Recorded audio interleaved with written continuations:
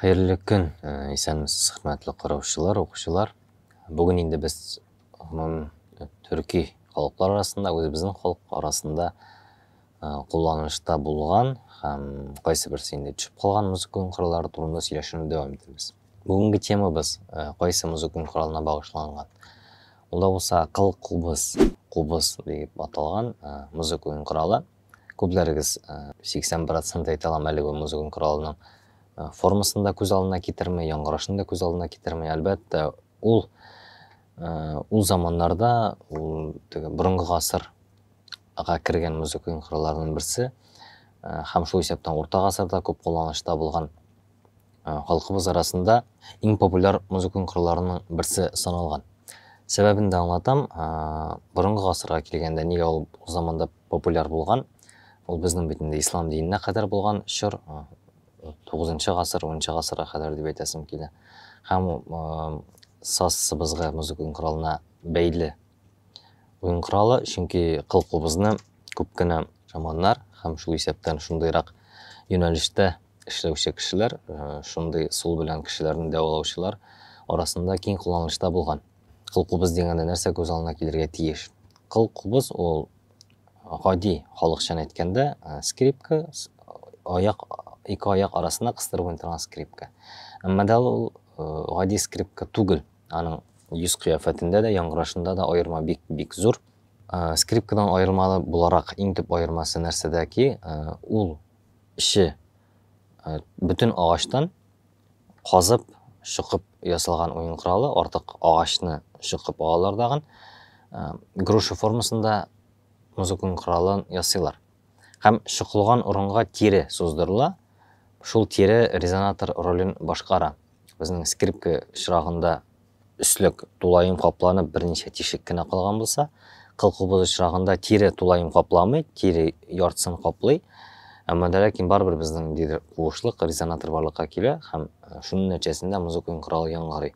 Әле алай гына да түгел, ул чор кыл-кубызлары нәрсә белән аерылган? Борынгы чор дип әйтәсем килә.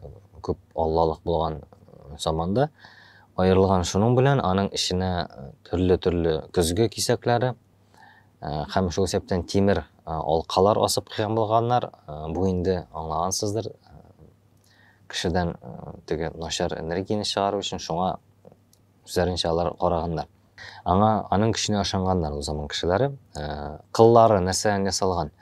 Безнең ятаган, саз, думбра сыман музыка коралларыннан кыллары гомумән аерыла. Чөнки башка материалдан ясала.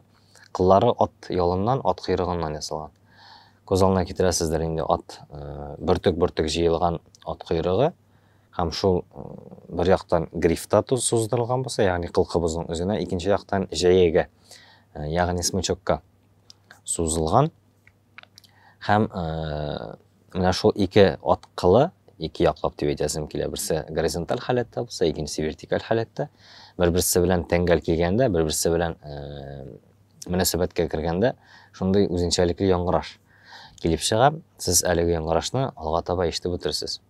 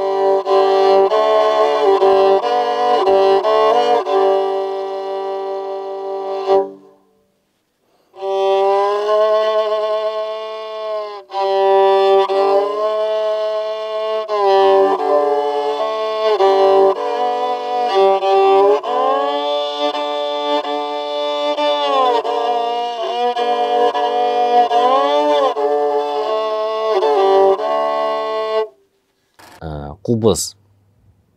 Күп кенә халыкларда ул кубыз дип кенә атала. Мәсәлән, мин яраткан, сез яраткан казак халкында ул кубыз, аннан соң инде үзлектән шул кубыз нигезендә чыккан башка уен кораллары, прима кубыз, нар кобыз, ягъни зур кобыз дегенди аңлата.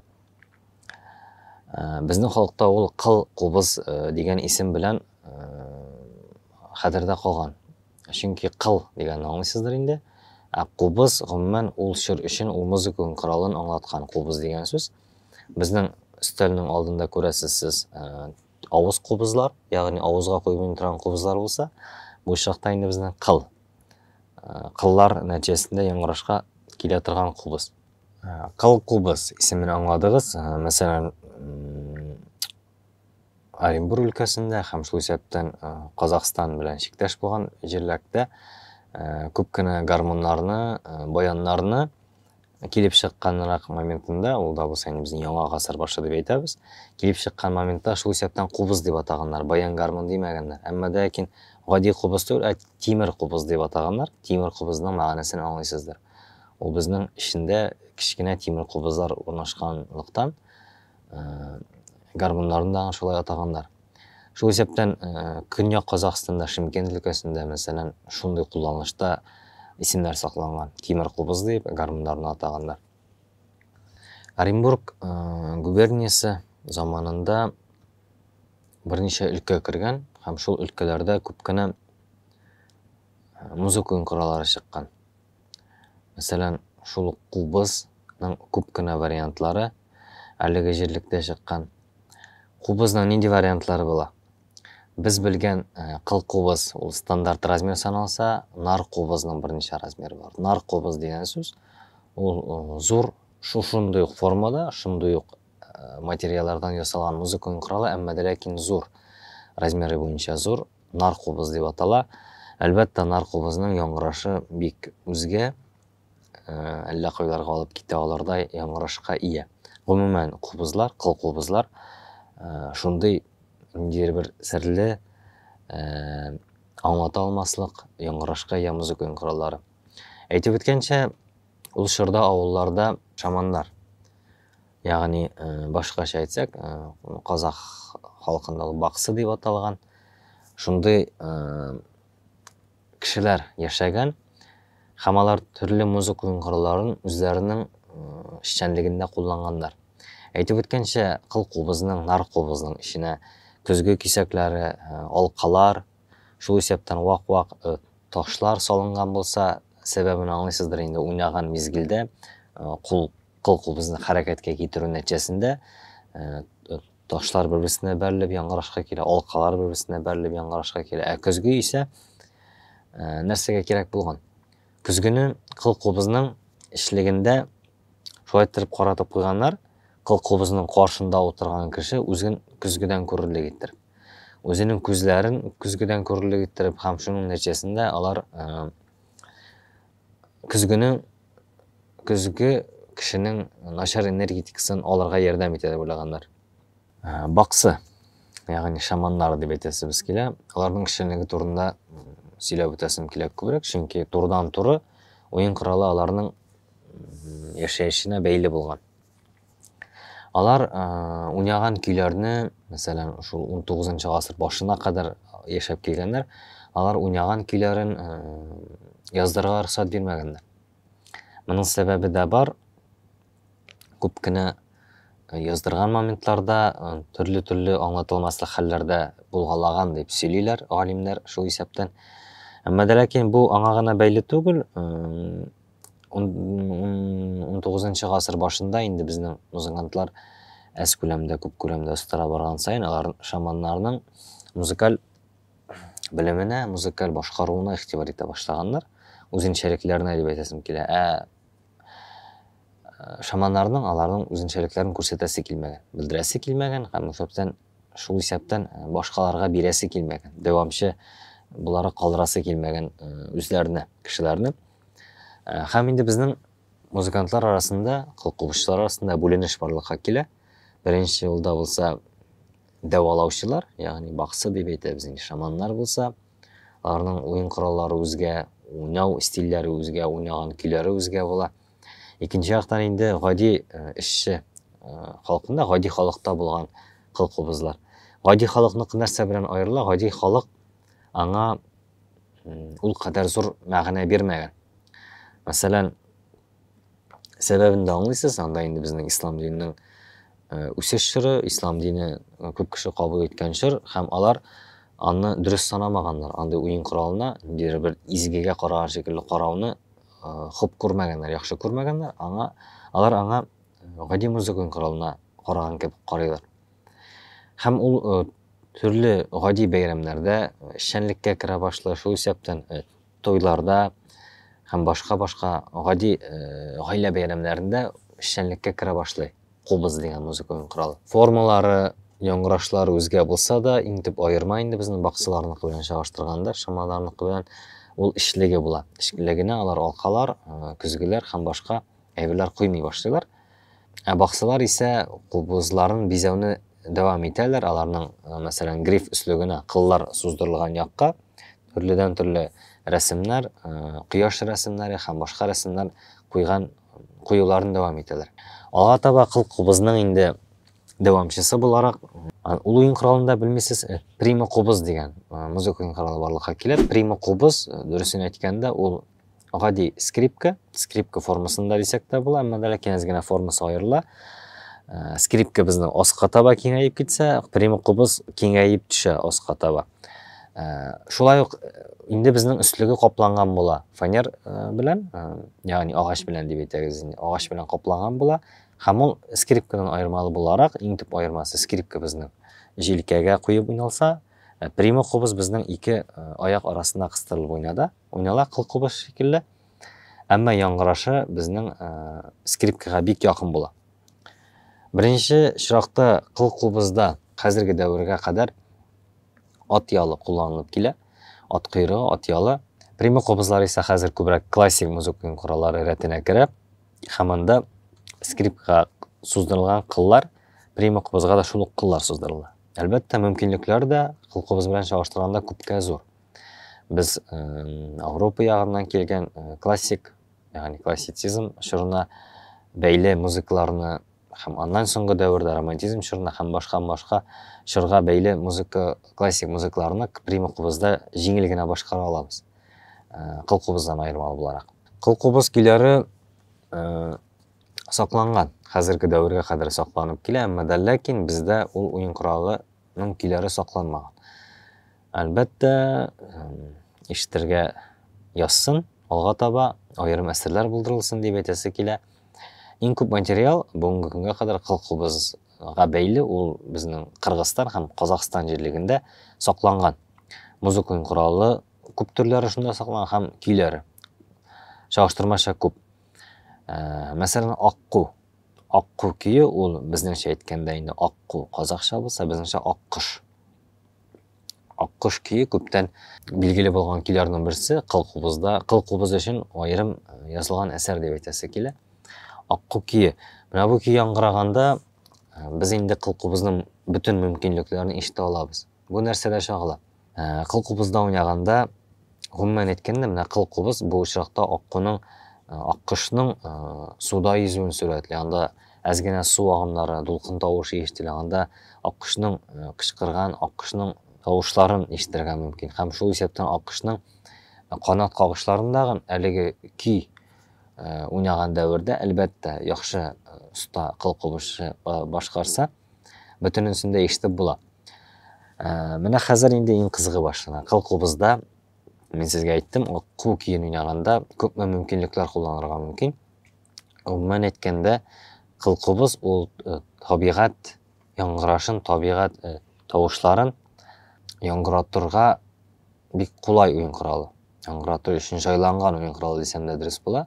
Әлеге уен коралы уйнаганда, яңгыраганда кыллары җәя белән безнең грифта сузылган кыллар бер-берсе белән мөнәсәбәткә кергәндә, шул кадәр искиткеч бер аһәң яңгырый, аһәң моң дисәк тә була, билгеле бер әйберне музыкаль яктан күрсәтә торган яңгыраш ишетелә. Шул исәптән музыка уен коралында җил яңгырашын күрсәтеп була. Җиңел сыман. Мәсәлән, курай белән алганда, курайда да бер җил тавышы яңгырый, әмма ләкин курайда барбер кешенең сулышына бәйле булса, кыл кубызда исә ул үздексез, туктаусыз, ягъни дип әйтәсем килә. тоқтаусыз жел яңғырай ала. Ол ғади жел түгіл, ол боран вақытында, дауыл вақытында есе тұрған жел. Шул есептен құшлар сайрауы. Жеңілген құш сайрауы түрлі-түрлі құшлардың, бір генә құш түгіл, түрлі-түрлі құшларның сайрауын сүрәтлей алырдай музыка ойын құралы. Алға таба кетсек, ол да болса атның йөрішләрен, атның шабуын, һәм инде атның кычкыруын дисәк тә дөрес булыр. Атның сүрәтле алырдай музыка ойын құралы. Бу аңлауымча бердән-бер музыка ойын құралыдыр. Скрипкаларда әз булса да, сүрәтләп булса, иң якын тавыш ул да булса кылкубыз. Келесі сүрәтләү чараларына, мөмкинлекләренә килгәндә, кылкубызда арыслан, юлбарыс тавышларын мыгырдау дип әйтикме соң ничектер. Менә аларның тавышларын сүрәтләргә мөмкин. Бу бер генә музыка коралында да булдырыла торган әйбер дип саналмый. Күз алдына китерегез, юлбарыс ничегрәк яңгырый. Һәм алга таба китсәк, ул әлбәттә бүре. Бүренең төрки телдәш кешеләр өчен, төрки телдәш милләтләр өчен никадәр мөһим билге икән аңлыйсыздыр инде. Бүре билгесе инде ул гомум төрки билгесе дип тәгән аталган билгеле бер чорда. Һәм шул бүренең кычкыруларын, бүренең улауларын иң чиста, иң якын, оригинал дип әйтәсебез килә инде. Оригиналга якын яңгырашта бирә алырдай уен коралы ул да булса кылкубыз. Кылкубыз, наркубыз, гомумән менә шундый кубызлар. Һәм бу бик үзенчәлекле әйбер.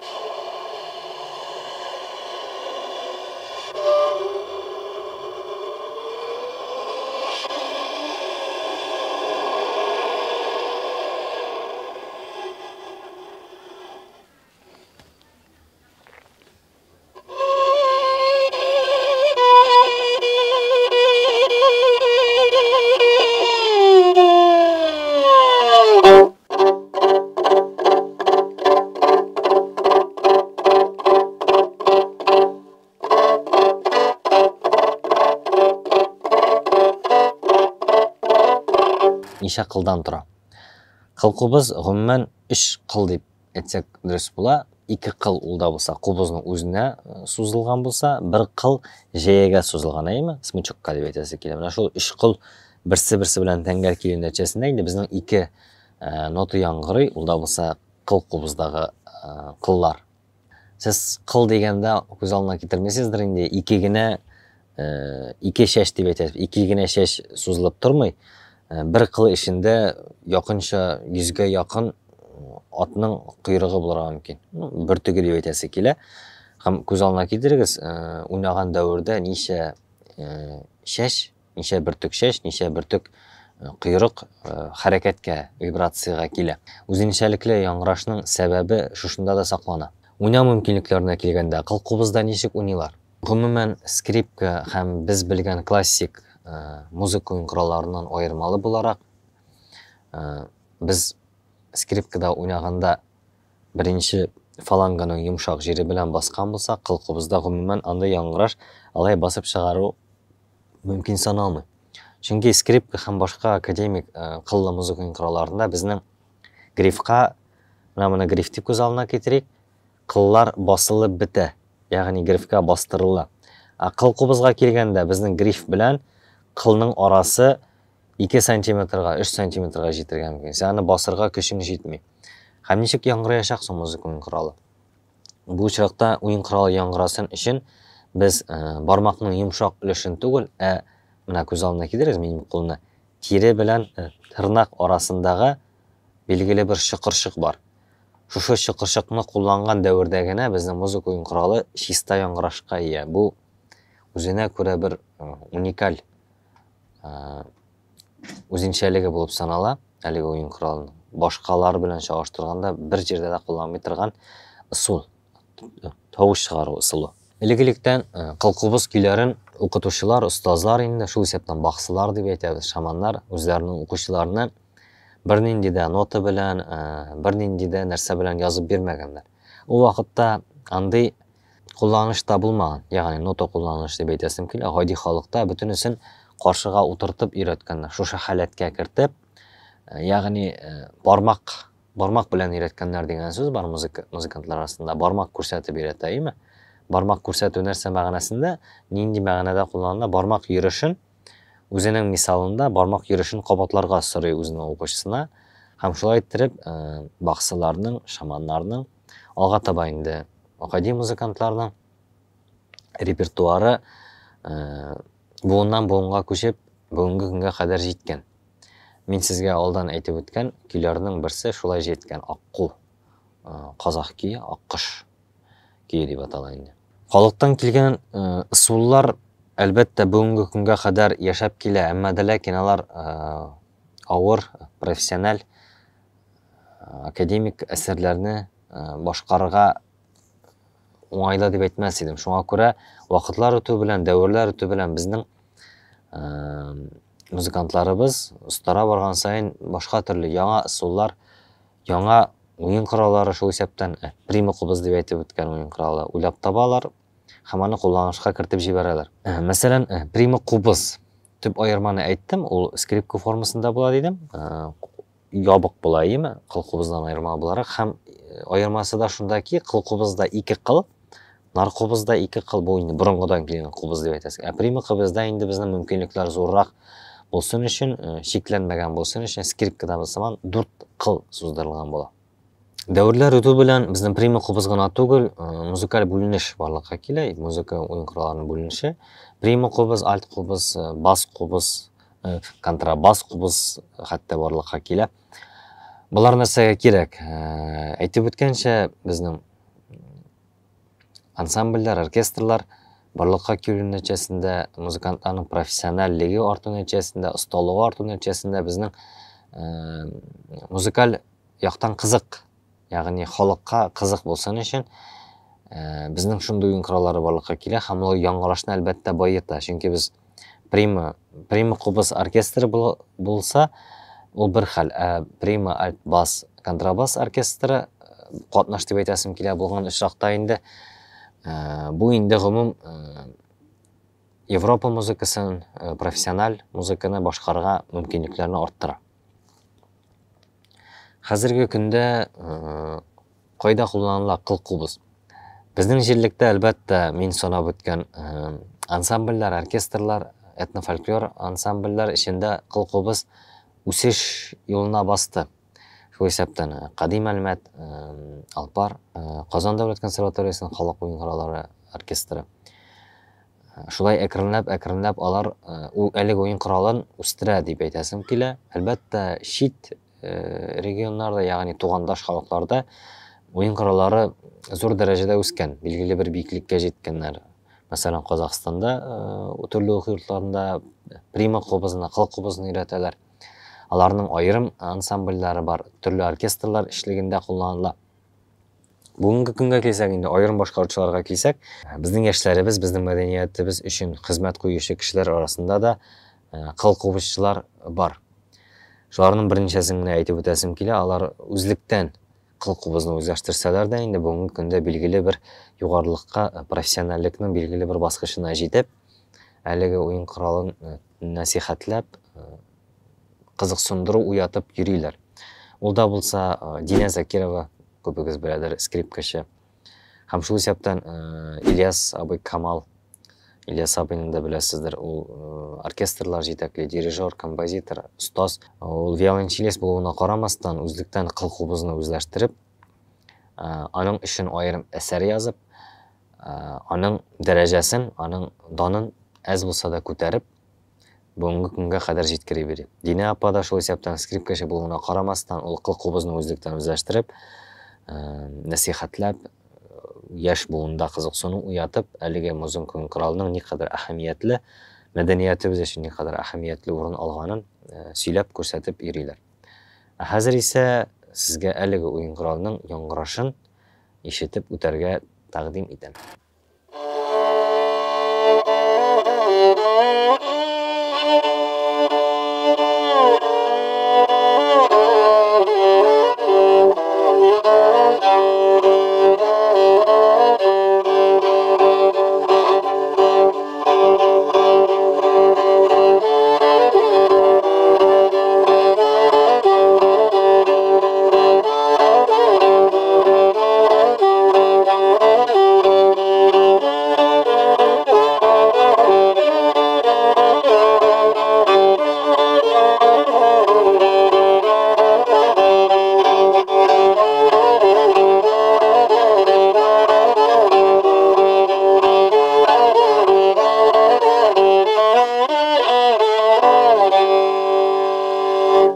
Хөрмәтле караучылар, укучылар, бүгенге лекцияда, бүгенге дәресебездә без кыл кубыз дигән төрки телдәш халыкларның уртак кыллы музыка көң коралын карап үттек, өйрәнеп үттек. Әлбәттә, музыка көң коралы югалып, кайсы бер халыкта югалып беткән, кайсы бер халыкта югалып бара, кемдәдер инде югалып кире аякка басу дәверендә дип әйтәсе килә, аңа да карамастан, әлеге музыка көң коралы безнең халкыбыз, безнең тугандаш халыклар өчен аерым әһәмияткә ияле музыка көң коралы. Аны онытмасак иде.